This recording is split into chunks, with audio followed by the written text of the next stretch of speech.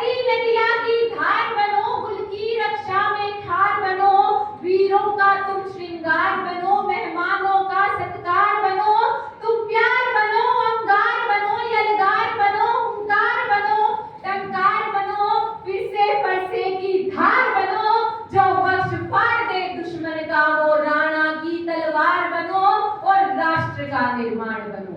महोदय, ये देश अगर सोने की चिड़िया था तो युवाओं की वजह से था। इस देश को अगर लूटा गया तो हमारी वजह से लूटा गया।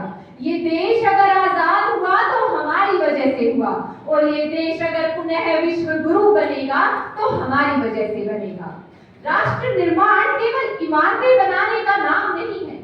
राष्ट्र निर्माण उस सोच का निर्माण है जो हमारे देश को आगे बढ़ाने की ताकत रखती है। हमारे राष्ट्र का निर्माण तब होगा जब हम अटल बिहारी वाजपेयी जी की सोच को साकार करेंगे। आज हमारा देश उस मोड़ पर खड़ा है जब हमें ये नहीं देखना है कि कौन आगे है, बल्कि ये देखना है कि कौन भारत को आगे ले जा सकता है।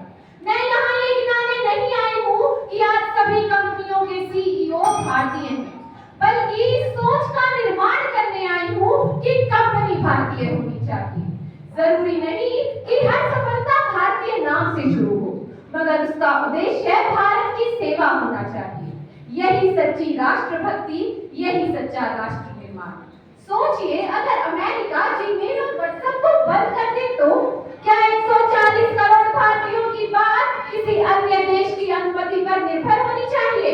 यही आज के भारत की पुकार है। आज भारत को अपने डिजिटल मंच की जरूरत है। आज हमारे देश के युवा को जोहो और अट्रे जैसी भारतीय कंपनियों का प्रयोग करना चाहिए। हमें मेक इन इंडिया के साथ साथ कनेक्ट इन इंडिया की ओर बढ़ना होगा। अगर आज भगत सिंह होते तो शायद वो ये नहीं कहते कि देश के लिए मरना ही देशभक्ति है। वो कहते कि देशभक्ति अब जरूरी है जिंदा रहकर देश को बदलने की।